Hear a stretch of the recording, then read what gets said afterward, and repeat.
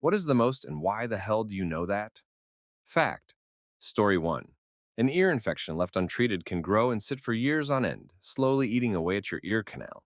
If untreated long enough, the erosion causes dead skin cells in your ear unable to escape, so they build up into a benign cyst called a cholesteatoma. Left untreated, this can grow and affect balance, facial movement, and eventually lead to deathly infection. Source: had a cholesteatoma removed 3 months ago from untreated ear infections in my early years. Story 2. The Pepsi Cola company once responded to a man who claimed to have found a mouse in his can of Mountain Dew, stating that due to the high concentration of citric acid, any biological remains left in a can from the canning to consumption time frame would be dissolved before opening. Story 3. An ear infection left untreated can grow and sit for years on end, slowly eating away at your ear canal. If untreated long enough, the erosion causes dead skin cells in your ear unable to escape, so they build up into a benign cyst called a cholesteatoma. Left untreated, this can grow and affect balance, facial movement, and eventually lead to deathly infection. Source: had a cholesteatoma removed 3 months ago from untreated ear infections in my early years. Cholesteatomas can also happen spontaneously without any infections. I have had two removed. The second one was wrapped around my facial nerve and caused damage similar to Bell's palsy. I now have balance issues and am mostly deaf in that ear due to the fact that though cholesteatomas consist of just cholesterol and dead skin cells, they can eat through bone. I lost my stapes, incus, and some of the surrounding bone. I now have a fair-sized hole in my head. I would never have known I'd done anything wrong the first time, but my dog, a GSD, wouldn't stop sticking his nose in my ear. I finally figured out he was trying to tell me something. Second time, 4 years later, same reaction, different GSD. That time I didn't wait. Got an appointment with my ENT right away. Story 4. I know a lot of stupid random things. My grandpa buys me these books of random knowledge for every holiday, lol. A couple off the top of my head. Ludolf van Coulen's life work was to calculate the mathematical constant pi to 35 digits. He died in 1610 and had the 35 digits of pi engraved on his tombstone because he was so proud of his achievement. Mummy Brown was a paint color used by artists that contained actual ground-up mummies. Bone tumors have been found in Egyptian mummies, but so far none with cancer of any internal organs have been found. This explains more about the studies done on mummies and cancer and how the interpretations of the results are problematic. I know a lot of stupid random things. My grandpa buys me these books of random knowledge for every holiday, lol. A couple off the top of my head. Ludolf van Coulen's life work was to calculate the mathematical constant pi to 35 digits. He died in 1610 and had the 35 digits of pi engraved on his tombstone because he was so proud of his achievement. Mummy Brown was a paint color used by artists that contained actual ground-up mummies. Bone tumors have been found in Egyptian mummies, but so far, none with cancer of any internal organs have been found. Edit. This explains more about the studies done on mummies and cancer, and how the interpretations of the results are problematic. Story 5. If someone grabs you by the hair, the best thing you can do is to grab their hand to stabilize it and keep it against your head. Then use your thumb to start peeling their fingers, starting at the pinky, since the pinky is the weakest. Watch out for the attacker's other hand. Use your free hand to block what you can. For a human bite release, feed the body part into the person's mouth as much as possible so that they aren't getting any air through their mouth and then pinch their nose. If that doesn't work, use your hand to squeeze their cheeks where their jaws meet. Story 6. If a person is hung upside down for too long, it can actually end them. Their organs will put extra pressure on the lungs and heart, making breathing difficult and heart issues. The blood will rush to your head and could cause brain bleeds. The body is very fascinating. I had a classmate in college whose car slid off a mountain when he was driving in icy conditions. The car flipped upside down, but was caught in the branches of several trees. He hung upside down for a couple of days before he was found. This was in the days before most people could afford a cell phone. He did survive, but his eyes were blood red for several months because pressure burst so many blood vessels. He didn't have any whites visible in his eyes at all. Doctor said much longer and he would have died. Story 7. A comma, more specifically the lack thereof, cost thousands of elderly and disabled individuals thousands of dollars or prevented them from getting medical care in the 2000s and 2010s in the US. The Oxford comma is a comma placed immediately after the penultimate term in a series of three or more terms. It is not necessary to be grammatically correct, but it can lead to ambiguous interpretations of certain sentences. In this particular example, the US Congress ratified a Medicare law around 1999 that stipulated each person is entitled to X amount of dollars to cover occupational therapy, physical therapy, and speech therapy. It was supposed to mean that there were three separate amounts that could be applied to each service separately, with the funds resetting with the calendar year. But because there was no comma between speech therapy and physical therapy, those services were forced to share the same pool of funds. This means that an individual that needed both services, like a stroke patient, would burn through those funds twice as fast. To make this worse, back then the law stipulated a hard cap on these funds. Read, when you're out, too bad, so sad. The hard cap has since been repealed, but the comma issue was never fixed. Now they just have to do a lot of extra paperwork to get these services covered. The crazy thing is, this all happened because some dumb intern on Capitol Hill in the 90s made a typo or simply didn't know better because they didn't pay attention in high school English. Story 8. In order to maintain an effective counter-insurgency operation in a hostile environment, it is recommended that you cultivate at least 25 informants per 1,000 people. These individuals are able to maneuver and make their way through the hostile environment without raising suspicion, which provides a lot of the intelligence required in order to plan and execute successful offensive operations. As we continue forward in our human history, the urban landscape will become the predominant battlefield, which means that operations will continue to grow increasingly complex. Because of this, civilians and military personnel alike will be able to mount increasingly more effective defenses against foreign invaders. Story 9. Adding a small baggie full of chlorine to a brake line system will almost guarantee a very bad accident. Once the brake fluid erodes the baggie, the chlorine is released, and very shortly after a decent-sized explosion will occur. The more enclosed and smaller the system, the bigger the fireball. I haven't specifically tested this myself for obvious reasons, but if I had the equipment for it, I would definitely experiment to root out the more definite factors involved, i.e., how much of a role oxygen has to play in the reaction and what toying with those levels would do. Story 10. Born and raised in the Philippines, there's not much that can make people say, "And why do you know that?" But I remember what I did once that made people react as such. It was in senior high, I was a second year, when we had chemistry class, and there was a storeroom that had everything needed for chemistry-related lab activities. 3 items I found in a large jar container, along with different compounds of materials: saltpeter, sulfur, and finely crushed charcoal, next to a jar of large chunks of charcoal. We were tasked with making something, I can't remember, it's been years, without the need for notes or instructions. A few of my classmates made things like rising mercury in a glass tube thingy, thermite reactions, copper and nitric acid, etc. I made gunpowder. The professor asked what I made because when I was done, I was making a small Derringer-sized gun intended for blank firing using small metal tubing, a wood handle, and a trigger that lowers a lit matchstick to the hole to burn the black powder. Story 11. Getting a job that pays $1,000,000 a year is not only very attainable, but is super easy to find. In fact, industries and government actively promote them. I only learned this in the past few years because I was never exposed to trades, and I know this is true for a large portion of people, and I ended up with a ton of student loans and job prospects that didn't match expectations. I got into rebar with my local union, and in a year with 1 week training, I make the same as a nurse, but I have set hours. Overtime is double time. Great pension, great benefits, work out all day, and it's definitely hard as hell. But hey, getting off at 2:45 allows me a great work-life balance. Story 12. If you plan on stealing something from a grocery store or something, don't let anyone suspect you. The employees only check the cameras if they actually suspect something happening. You can steal right in front of a security camera without any consequences. Also, if you paint your fingertips with clear nail polish, you will leave no fingerprints. If you're going to dump a body in the water, make sure you cut up the stomach first. Otherwise, it won't sink.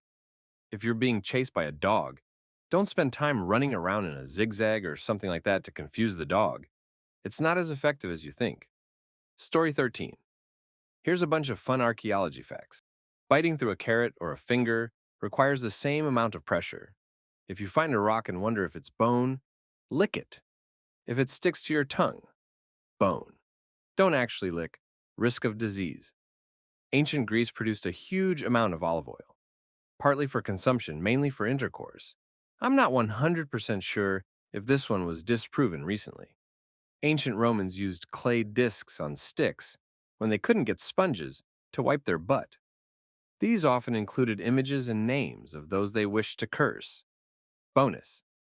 Linen producers would pay Romans to piss into containers to use it to bleach linen. Caesar dressing stems from garum, Roman fish sauce. Created by collecting small fish, sardines usually, putting them in a bucket with salt water and spices, and letting it ferment for weeks. Authentic Caesar dressing has a fishy taste due to sardine juice. Indigenous peoples from North America and Siberia's skulls are often missing canine teeth and have two small unfused platelets at the back on either side of where the skull fits on the spine. Theirs are the only skulls where race can be identified. Story 14. Got in a work truck and told my boss that there was a body in there. He said, "Yeah, it's definitely something rotting. Maybe someone left pizza in here." I said, "No, it is a body." Sure enough, I found a snake someone had ended on site and put beneath the driver's seat as a prank. They did it before the weekend when it had been over 100 degrees both days. They accomplished their objective because it scared the crap out of me when I found it. Also called out a dumbass edgelord coworker talking about how he had a friend in special forces who taught him how to cut someone's throat. I told him he was full of crap and you're supposed to stab them in the kidney because it is so painful. It immediately sends the body into shock, and you don't risk cutting your hand. Story 15, I have two. The first one is that Atropa belladonna is a very viable plant for poisons. Just a small handful of berries could be enough to end an adult. On top of that, the berries are very sweet, kind of like blueberries, and in fact, they look somewhat like blueberries, so they are wonderful for making into a jam, tart, or tea of sorts, for poisoning your victim. The second one is that typically speaking, when someone dies, the process of decomposition will cause a buildup of gas in their chest cavity and in their stomach, mostly in the stomach. This means that disposing of a dead body in a river is not always viable unless you slit the stomach open. Story 16. I have a friend who is obsessed with reading. She reads every day and has a photographic memory. The books she reads are all fiction, though. Fantasy fiction with made-up worlds. She never watches TV because it gives her horrible migraines. Once I was out to lunch with her and she quoted the entire first episode of Grey's Anatomy, then went into detail on how she would have done one of their surgeries in season 9 differently.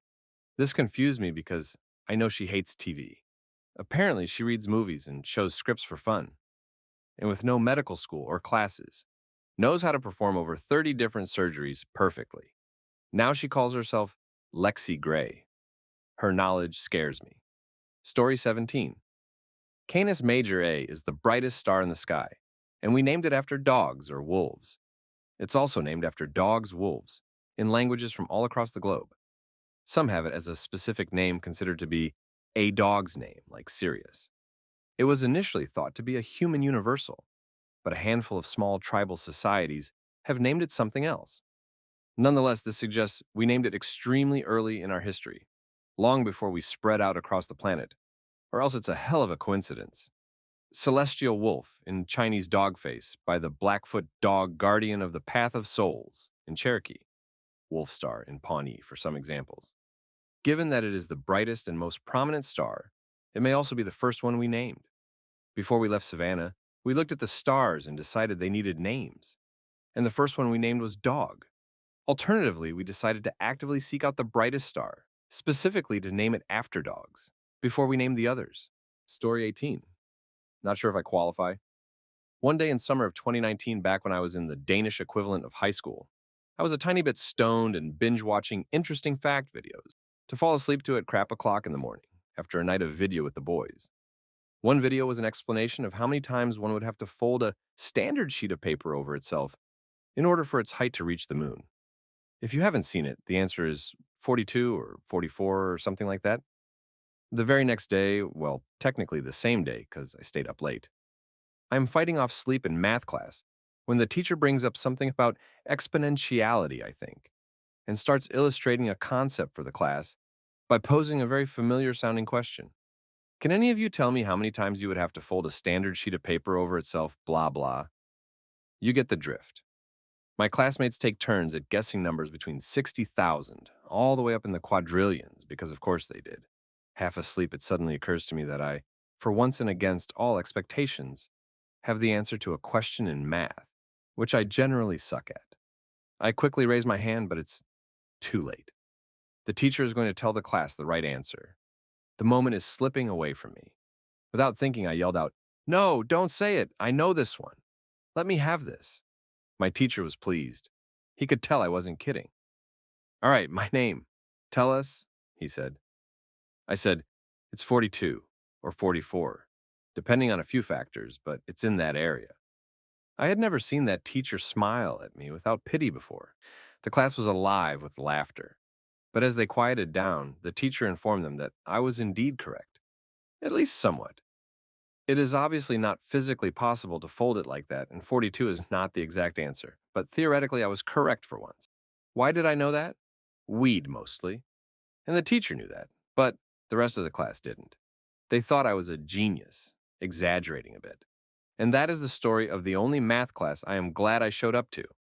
Story 19. If the FBI or NSA believes that you are plotting something of a terrorist persuasion, they can and will install spy software called Pegasus 2 on your devices. They can manipulate you into gathering more evidence by creating odd synchronous events on your devices. For instance, if you're typing on your phone, they can change the autocomplete suggestions on your on-screen keyboard to plant ideas and lead you into a different headspace, which they use to subliminally produce more information. And they don't need to send it in a fake link like typical malware does. All they need is your phone number, and they can take advantage of built-in backdoors that American companies have created or left in, while assisting the government. Now for the fun part. I know all this because I was working on an unorthodox project. Long story short, I was trying to build an edutainment enterprise that taught incels, neets, addicts, etc. about philosophy, spiritually, and mental health. The way I went about ensuring it was successful was to specifically reach this target audience by creating a cult and trolling at atomic levels here on Reddit. Basically, I played a deranged, perturbed cult leader with a huge incest fetish and wanted to take over a local government. Doing all that made tons of people go, "What the hell did I just read?" And that would get them to check out my profile where I wrote absurd sermons. It was working incredibly well as people started reaching out to me, saying they browsed my profile for hours and that they walked away with a new perspective. Story 20. The universe is way too huge for people to comprehend. No, this comment will not be simple. Yes, finding this all out left me feeling like the average person's power compared to Nestle. 1 million Earths can fit in the sun. 5 billion suns can fit in UY Scuti, the largest known star in the observable universe. 5 quadrillion Earths. The sun is like UY Scuti's lil bro. Roughly 1 million. Maybe? I can't find a super credible source on this math. UY Scutis can fit into TON 618, the largest known black hole in the observable universe. This is simply going off of size. Infinite could fit based on the properties of a black hole, let alone the largest one ever. TON 618 is also twice the size of the Milky Way. Some black holes might be even bigger, we just haven't seen them yet. These things can just say, F this, and end us 500 trillion badillion times faster than it took me to type this out. Honestly, who even knows how many TON 618s could fit into the observable universe? I hate living while knowing this at the same time. I just hope whatever aliens we find out in this vast range of galaxies get some good wape before we all die. Story 21. A comma, more specifically the lack thereof, cost thousands of elderly and disabled individuals thousands of dollars or prevented them from getting medical care in the 2000s and 2010s in the US. The Oxford comma is a comma placed immediately after the penultimate term in a series of 3 or more terms. It is not necessary to be grammatically correct, but it can lead to ambiguous interpretations of certain sentences. In this particular example, The U.S. Congress ratified a Medicare law around 1999 that stipulated each person is entitled to X amount of dollars to cover occupational therapy, physical therapy, and speech therapy. It was supposed to mean that there were three separate amounts that could be applied to each service separately, with the funds resetting with the calendar year. But because there was no comma between speech therapy and physical therapy, those services were forced to share the same pool of funds. This means that an individual that needed both services, like a stroke patient, would burn through those funds twice as fast. To make this worse, back then the law stipulated a hard cap on these funds. Read, when you're out, too bad, so sad. The hard cap has since been repealed, but the comma issue was never fixed. Now they just have to do a lot of extra paperwork to get these services covered. The crazy thing is, this all happened because some dumb intern on Capitol Hill in the 90s made a typo or simply didn't know better because they didn't pay attention in high school English. Story 22. There is a competitive scene for people to breed, raise, and race homing pigeons. The longest races are usually 620 miles in distance, and the winning birds can return home in 9 or 12 hours. Some races are over 1,000 miles long. Birds can race competitively from 6 months of age, up to 10 years in some instances. The fastest birds have been clocked at a speed of over 90 miles per hour over short distances. Pigeons will imprint the location from which they first fly, and they will always return to that location when released, regardless of their location. Competitors release their birds at predetermined locations, and RFID devices are used to time the birds from release to their eventual return to their home loft. Their lofts are entered in a database with GPS coordinates, and the sanctioning race organizers will take the birds to predetermined locations to ensure all birds are flying the same distance. Generally, organizers will create a similar flight path for all birds, that is, birds will be released X miles south from their respective lofts, so the group as a whole is generally north. This helps to standardize weather conditions for all competitors as best as they are able to. Elite racing pigeons can be sold for hundreds of thousands of dollars. Story 23. Lice are the human equivalent of fleas, but unlike other species, humans have different types that are exclusive to different parts of the body. Head lice, body lice, and pubic lice. Head lice and body lice have always lived on humans, from way back to when we had more hair on our entire bodies. As we evolved and lost most of that hair, some lice favored our head hair to the remnants of our body hair, choosing to live and lay eggs there. And body lice migrated to our clothing and bedding, choosing only to feed on us, then leave. But pubic lice is different. Look at photos of public lice, and they even appear very different from head and body lice. That's because they adapted to live on humans. They didn't originate there. And the closest relatives of public lice are gorilla lice. About 3 or 4 million years ago, they shared an ancestor. Humans and gorillas' last shared ancestor was over 7 million years ago. Make of that what you will.